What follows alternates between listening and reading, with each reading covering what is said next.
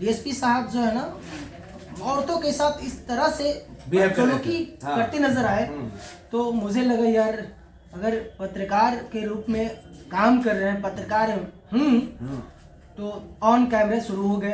एक बात स्पष्ट रूप से निकल के आती है कि बालू मामला को लेकर कहीं न कहीं जिम्मेदार मैं जहाँ तक समझता हूँ जिला खनन पदाधिकारी, तो फिर डीएसपी साहब क्यों बयान दे रहे हैं भाई? हमारे साथ प्रभात जी हैं, इनसे भी बात करेंगे। आप पर एफआईआर हो गई, डर गए कि आवाज उठाएंगे? जहाँ तक डर जाने की बात तो ये तो मैं ऐसा नहीं करता हूँ। एफआईआर हुई तो हुई। क्या गुनाह कर दिए? पत्रकार हैं, दिखाना तो आपकी आजादी है। गुनाह मेरा यही था कि अधिकारी से मैं सवाल कर दिया। दरअसल वहाँ मैं बता दूं आपको कि बीते दिन जो है ना वहाँ के ग्रामीण जो है ना जानकारी दिए कि सर इस तरह की बात है, अवैध खनन की मतलब ये हो रही है बालू। तो गए हम लोग टीम के साथ गए, देखा लगभग सैकड़ों महिला लोग वहाँ ग्रामीण महिलाएं मौजूद थी। स्थिति परिस्थिति मैंने देखा, कवरेज भी किया। तो कवरेज में जो निकल के आई बात कि जो गड्ढा था ना लगभग 10-15 गड्ढा ऐसा था कि लगभग 30-40 फीट का गड्ढा था। 40 फीट तक खुदाई कर दिया। और ग्रामीण भी देखी, मैं भी देखा, मैं उसको शूट भी किया। प्रमुखता से मैंने खबर को चलाया। उस खबर को चलाने के बाद मैं जिला खनन पदाधिकारी के कार्यालय गया। नेक्स्ट जिस दिन खबर चलाया उसके एक दिन बाद मैंने गया कि आखिर मैंने खबर जो चलाया तो इस पे जो है जिला खनन पदाधिकारी का ओपिनियन भी लेना दायित्व बनता है। बिल्कुल बिल्कुल। बट वहाँ जाने के बाद कार्यालय गए तो मुलाकात नहीं हुई, लेकिन वहाँ माइनिंग इंस्पेक्टर रुकैया खातून जी से मेरी मुलाकात हुई और उन्होंने पूछा कि सर, तो मैंने पूछा कि सर से मुलाकात करनी है, तो उन्होंने बताया कि जो है सर पटना गए हैं।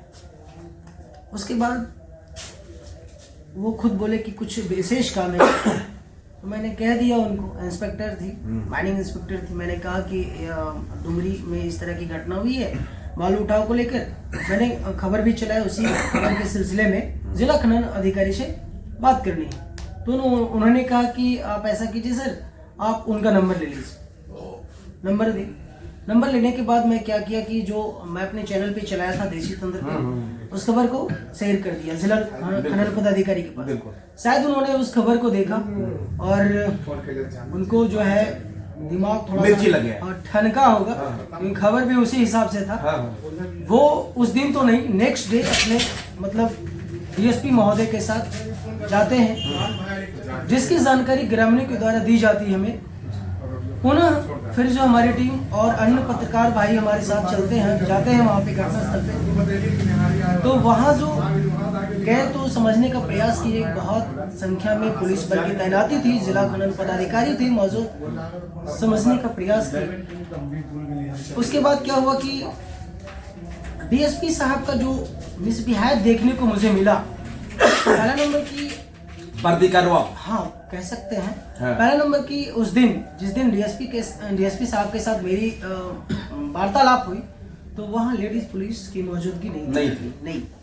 और जो चीज मुझे दिखा ऑफ कैमरे, डीएसपी साहब जो है ना औरतों के साथ इस तरह से सलूकी करते नजर आए, तो मुझे लगा यार अगर पत्रकार के रूप में काम कर रहे हैं, पत्रकार तो ऑन कैमरे शुरू हो गए। और ऑन कैमरे जब शुरू हो गए तो शायद वो चीज डीएसपी साहब को नागवार गुजरी। तो उन्होंने क्या किया कि और पत्रकार भी थे, तुरंत जो है वो अपना बयान जारी करते हैं। बयान जारी करने के बाद जो है मैं सवाल जब करता हूँ, और यहाँ पे एक बात स्पष्ट रूप से निकल के आती है कि बालू मामला को लेकर कहीं न कहीं जिम्मेदार मैं जहाँ तक समझता हूँ जिला खनन पदाधिकारी, तो फिर डीएसपी साहब क्यों बयान दे रहे हैं भाई? समझ से परे हैं। यदि जिला खनन पदाधिकारी, चूंकि मैपिंग होगी जी, मैपिंग यदि करणपुर मौजे का और वहां पर यदि सूचना बोर्ड लगा दिया जाता जी मैपिंग करके जी, तो इतनी बड़ी घटना नहीं होती। सूचना बोर्ड कौन लगाएंगे साहब? जिला खनन पदाधिकारी। आखिर पदाधिकारी की जिम्मेवारी एक ही सवाल था साहब, एक तो डीएसपी साहब सवाल कर रहे थे, डीएसपी साहब को तो सवाल करना ही नहीं चाहिए। उनका मामला ही नहीं, उनका मामला ही नहीं। जिला खनन पदाधिकारी का वो विभाग था, बिल्कुल वो ऑन कैमरे मीडिया कर्मी को बताते। उनके बदले में जो है डीएसपी साहब बयान जारी कर रहे थे। मतलब क्या है साहब, कहीं ना कहीं जो है ना आपका बहुत बड़ा बिल्कुल बिल्कुल दाल में काला है।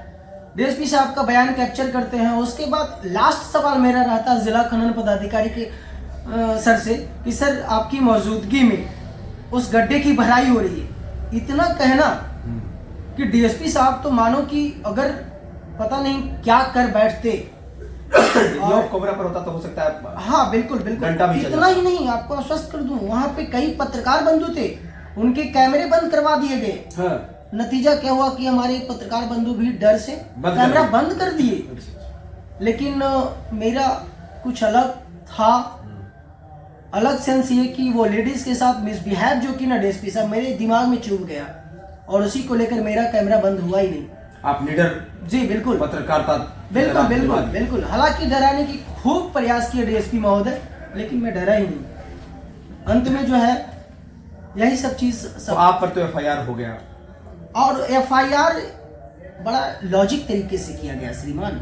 रिपोर्टर के रूप में एफआईआर नहीं हुआ। उपद्रव, हाँ, ये कौन सा वर्ड है? दंगा में ही साथ किया। ये कौन सा वर्ड है डीएसपी महोदय? इसका मतलब वहां घटना स्थल पर पत्थर चलाने। अब मैं मेंशन कर दूं, अब सवाल भी खड़ा करना ज्यादा हो सकता है और परेशान कर दे मुझे, लेकिन जितना परेशान करेंगे ना डीएसपी साहब उतना शायद आपकी परेशानी बढ़ेगी। बिल्कुल ठीक है, क्योंकि आपका जो एफआईआर का जो लेटर मैंने देखा 6:30 बजे आपने मेंशन किया, तो मैं आपको फिर से एक बार क्लियर कर दूं, मैं कोई चैलेंज नहीं कर सकता हूं, मैं कोई चैलेंज नहीं दे सकता हूं, बट यहाँ पे आपके लेटर के अनुसार ये मेंशन है कि 6:30 बजे पथराव हुआ। तो मैं आपको फिर से निवेदन कर रहा हूं डीएसपी साहब कि मैं तो आपके साथ जो वार्तालाप हुई वो 3 बजे हुई ऑन कैमरे।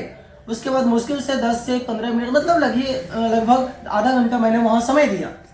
उसके बाद मैं पुनः नवादा के लिए रिटर्न हो गया। तो फिर मेरा नाम तो वहां आपने जानबूझ के मेंशन करवाया, हमारे साथी सोनू भाई पे भी जानबूझ के जानबूझ के कराए। तो अब तो सारा रिपोर्ट देना पड़ेगा डीएसपी साहब को, जवाब तो देना पड़ेगा। वो फंसते नजर आ रहे हैं, लिखित देना पड़ेगा। वो फंसते हैं क्योंकि आपको उपद्रवी बना दिया जी। आप वीडियो क्लिप दिखाना पड़ेगा। वो तो अब कोर्ट में चला गया है ना मामला, तो जवाब देंगे क्या देते हैं डीएसपी साहब, क्योंकि कोर्ट में तो मेरी भी मौजूदगी होगी ना।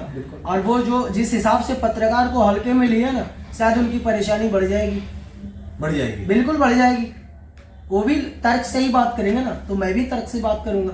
जज साहब दोनों को जजमेंट को सुन के ही ना फैसला सुनाएंगे। बिल्कुल बिल्कुल। यदि बात करें तो ये लोकतंत्र है। लोकतंत्र में पुलिस जो होते हैं रक्षक होते हैं और जनता की सेवा के लिए आते हैं। वो पदाधिकारी जो है जनता पर रौब दिखाने के लिए नहीं, जनता के दुख और दर्दों को देखने के लिए वो आते हैं। लेकिन कहीं कहीं जिस तरीके से बर्बरता पूर्वक लाठियां बरसाई गई है, आम यदि बात कहें तो जान माल की क्षति की गई है।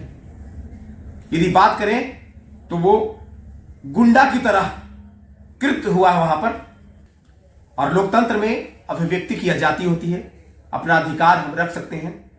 और आपके द्वारा कुछ आईडी वगैरह भी मांगा गया था। काफी बहस हुई और उनको लगा, देखिए बहस मेरा करना कोई ये नहीं था, मोटो नहीं था, बट उनको लगा ना, जैसा मुझे लगा कि भाई हम डीएसपी ऐसे ही नवादा जिला में कौन पत्रकार है भाई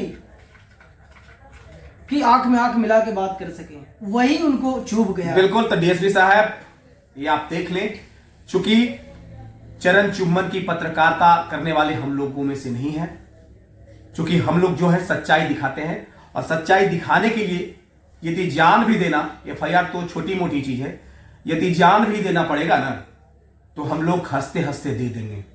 जो कि वीर पैदा लेते हैं जान गंवाने के लिए ना कि रहे घर में लुगा ये कहीं रहने के लिए। यदि आपकी तरह यदि चैन और ऐश की जिंदगी जीना होता तो जी लेते, लेकिन मैक जब उठाए हैं 300 और 500 रुपया के, तो मेरा भी अधिकार बनता है उन गरीबों, उन बेसहारों की आवाज उठाना, और उठाते रहेंगे। जेल क्या बड़ी चीज है। अगर पौरुष महकती शाम की अधीन हो जाए तो आप ही बोले कि रणवे बाजुओं को कौन तोलेगा। अगर हम जैसे पत्रकार चरण चुम्बन की भाषा बोलने लग जाएंगे तो उन डुमरी वाले लोगों की गरिमा, उनकी भाषा को आखिर कौन बोलेगा। धन्यवाद।